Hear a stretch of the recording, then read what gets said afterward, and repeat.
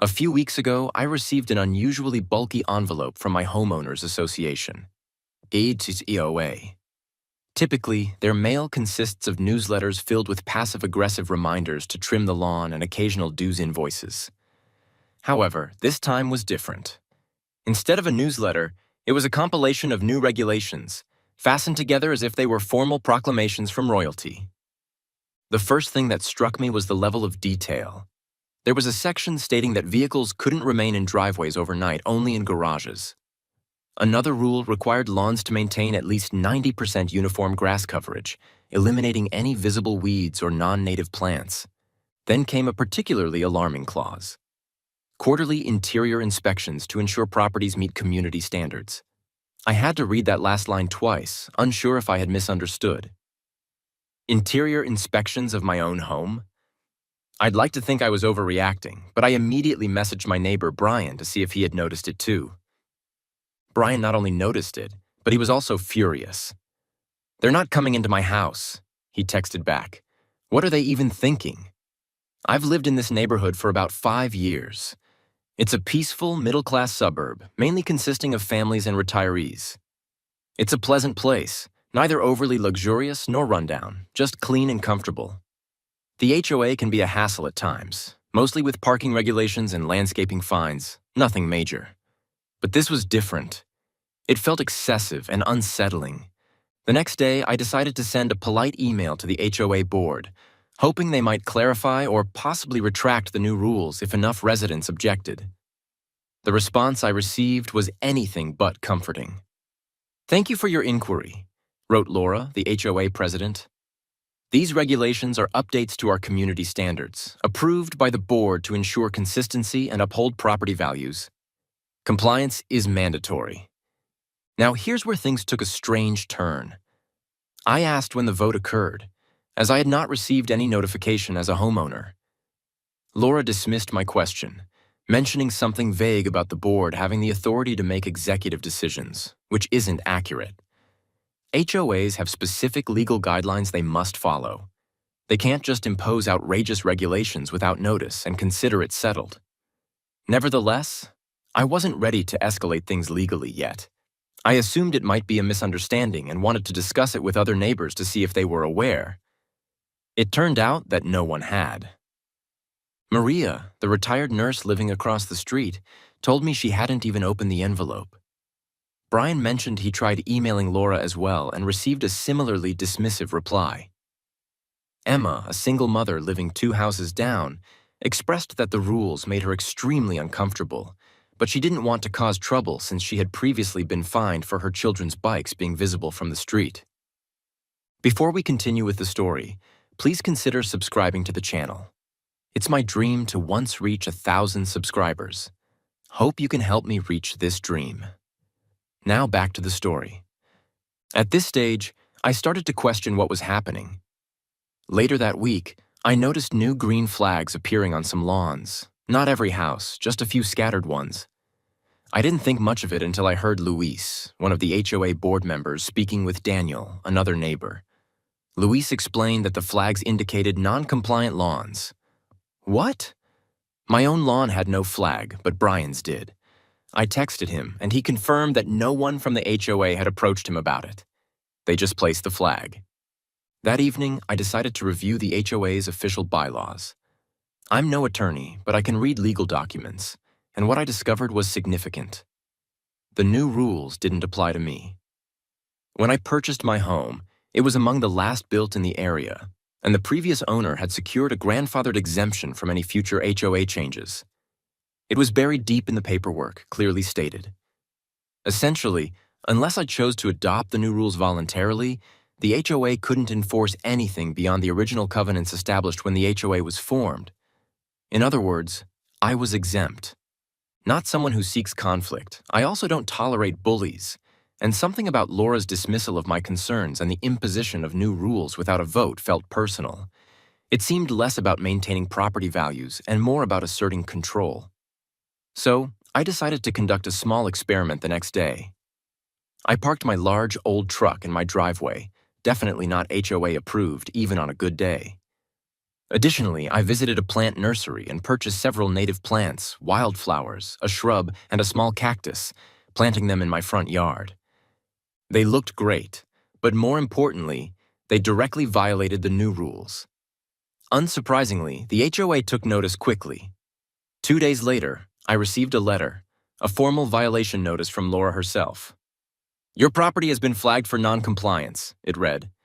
"Failure to address these issues will result in a fine of $150 per day, retroactive to the date of this notice." Retroactive fines for planting flowers. At this point, I couldn't help but chuckle. I sat at my computer and composed an email. "Laura, I received your notice regarding my property and would like to remind you of a clause in my purchase agreement that exempts my property from any HOA rules. Therefore, the violations you've cited are not enforceable and I will not be paying any fines. If you'd like to discuss this further, I'm prepared to involve my attorney. Otherwise, I consider this matter closed. Regards, Mark." I sent it and leaned back, feeling strangely content. But I wasn't finished.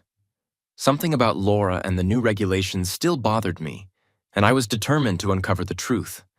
The next morning, I saw something alarming. Strangers walking through the neighborhood with clipboards, inspecting people's yards. They stopped at Brian's place, took notes, and moved on to Emma's house without knocking or announcing themselves. They were conducting property inspections. For the first time since this began, I felt truly uneasy. Who were these individuals?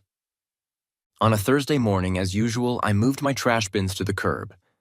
Nothing out of the ordinary, but by day's end, unlike others whose bins were emptied and returned, mine remained full. I contacted the waste management company, assuming it was an oversight. After 20 minutes on hold, I finally spoke to a representative who nonchalantly said, "Oh, your account was canceled at the request of your HOA." What? I asked for clarification, and the representative explained that the HOA had removed me from the community's bulk trash service list. They couldn't provide a reason, just that it was an HOA decision. I was somewhere between laughing and throwing my phone across the room. This was intentional. I called Laura that same day. She didn't answer, as expected, but when I emailed her, she responded with insincere politeness. "Dear Mark, thank you for bringing this to my attention. The HOA reserves the right to modify service agreements for non-compliant properties. Please ensure your property adheres to community standards moving forward to avoid service interruptions. Regards, Laura." Translation: follow our rules or face consequences. Following the trash issue, things intensified. First, I received a noise complaint, allegedly blasting music at 2 p.m. on a Tuesday. The irony: I wasn't even home. I was at work. The next day, another complaint arrived, claiming my wildflowers were spreading invasive species. Then another said my truck was obstructing community views. And another accused me of having hazardous debris in my yard. A single bag of mulch I hadn't yet used. It was clear what they were doing. They weren't just enforcing arbitrary rules. They were piling on complaints and fines to force me to comply or leave. I decided to document everything. Every letter, email, and interaction. I organized them into a folder and began taking photos of my yard and driveway every morning and evening to counter any false accusations. Brian was experiencing similar harassment. He informed me he was fined for having his recycling bin out too early, and Emma had it even worse. She called me one afternoon in tears because someone from the HOA left a note saying her child's basketball hoop was detrimental to property values. She attempted to resist, but Laura dismissed her, stating it was for the community's benefit. This wasn't just about me anymore. Laura and her team were targeting anyone who didn't conform. Remember those clipboard-wielding strangers? I finally discovered who they were. A week after the trash incident, one Saturday morning, I saw them again on my street. This time, I chose to confront them. "Hey," I called out, stepping onto my porch as they approached. "Can I help you?" The two men, both middle-aged and dressed in matching polo shirts, exchanged a glance before one replied, "We're conducting routine compliance inspections for the HOA." "Routine, huh?" I questioned. "Do you usually do these without notifying homeowners?" They didn't respond. Instead, one of them scribbled on his clipboard while the other took a photo of my yard. Anger flared within me, but I maintained a calm tone. I didn't consent to any inspection. You're trespassing. HOA regulations allow for visual inspections of properties, one of them recited, clearly using a script. We are authorized to document any violations. And what violations would those be? I asked, arms crossed. They didn't answer, simply turning and leaving. I watched them go, my mind racing. Who were these people? What gave them the authority to act like this? They weren't HOA board members or homeowners. That night, I reviewed the HOA bylaws again to confirm that nothing mentioned routine compliance inspections or hiring external contractors to police the neighborhood. This was entirely fabricated. As I delved deeper, I discovered something intriguing. Laura wasn't just the HOA president. She also operated a small consulting firm on the side, a business that included community management services. Those inspectors worked for her. This wasn't about maintaining property values or enforcing regulations. It was a scam. Laura was exploiting her position to divert HOA funds into her own business while harassing homeowners who didn't comply. I shared my discoveries with Brian and a few other neighbors who were equally outraged. Brian even unearthed some old meeting minutes and found another issue. Laura's landscaping company, owned by her brother, was billing the HOA nearly double the market rate for services. We were starting to see the larger scheme, but more evidence was needed. At this point, I decided to switch from defense to offense. I filed a formal complaint with the state HOA regulatory agency, including all the bogus fines, fake inspections, and financial conflicts of interest. Then, I contacted a lawyer friend who specializes in HOA disputes, but the real action began when I shared my findings with the neighborhood. Brian and I went door to door with copies of Laura's business filings and the inflated landscaping invoices. Most residents were shocked, some angry, and a few, especially those who had been targeted by Laura's pettiness, were ready to confront the HOA board. The HOA meeting was still days away, but Laura must have sensed the shift in support. As she sent me an email late one night, "Mark, it has come to my attention that you have been spreading false and defamatory information about the HOA and its board members. Please be advised that further actions of this nature may result in legal consequences. Regards, Laura." Defamation. Cute. I didn't respond. Instead, I forwarded her email to my lawyer, who assured me that I was within my rights to share factual information with other homeowners. But the next day, I received a knock at my door. It was one of Laura's inspectors holding a new violation notice. This time, it wasn't about my truck or wildflowers. It claimed I had an unapproved structure on my property. "What structure?" I asked. They pointed to my mailbox. My mailbox, final update, starting with the unapproved structure claim about my mailbox, I initially thought it was a joke. My mailbox was unchanged. Standard height, black metal mounted on a wooden post, nothing extravagant. So I emailed Laura again, asking her to specify what made it unapproved. Her reply was vague at best. "The mailbox does not conform to updated HOA guidelines. Please refer to Section 7.4 of the new community standards for specifications." Guess what? Section 7.4 didn't even exist. By now, I wasn't angry anymore, just amused. They were grasping at straws, and the excuses were getting more flimsy each day. Still, I didn't let it go. I forwarded the email to my lawyer, who gladly added it to the growing evidence against the HOA. Meanwhile, Brian and I continued sharing our findings with the neighborhood.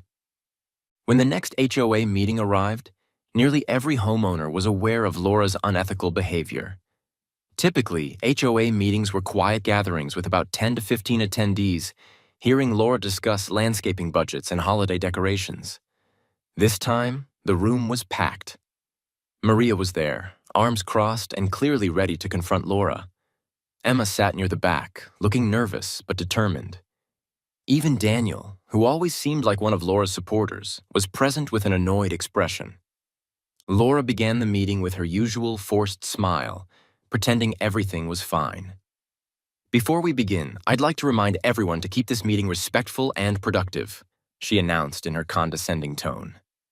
The initial agenda items were the usual HOA topics: approving the budget, discussing plans for the community pool. However, During the open forum section, things took a turn. Brian was the first to speak. He stood up and, in his calm, straightforward manner, asked, "Laura, can you explain why the HOA has been paying $10,000 a month to your brother's landscaping company when the contract we signed last year was for $6,000? Laura stumbled for a moment, mentioning unexpected expenses and additional services. But Brian wasn't finished. He held up copies of invoices and public records receipts, highlighting that the extra charges were for weekly consultations and administrative fees, none of which had been approved by the board. "That's not all," he continued, turning to the crowd. "Laura has also been using HOA funds to hire her own consulting company to inspect properties. Those clipboard guys, they don't work for us. They work for her." At that point, the room erupted. People began shouting over each other, demanding answers and calling for Laura to resign. Maria stood up and added, "And what about all the new rules? You never put them to a vote. You just made them up and tried to force them on us." Laura attempted to regain control, banging her gavel as if presiding over a courtroom. "This is inappropriate. We're here to discuss community business, not personal attacks." But the homeowners weren't having it. When it was my turn to speak, I kept it straightforward. I approached the front with a folder of documents and said, "Laura, you sent me a violation notice from my mailbox.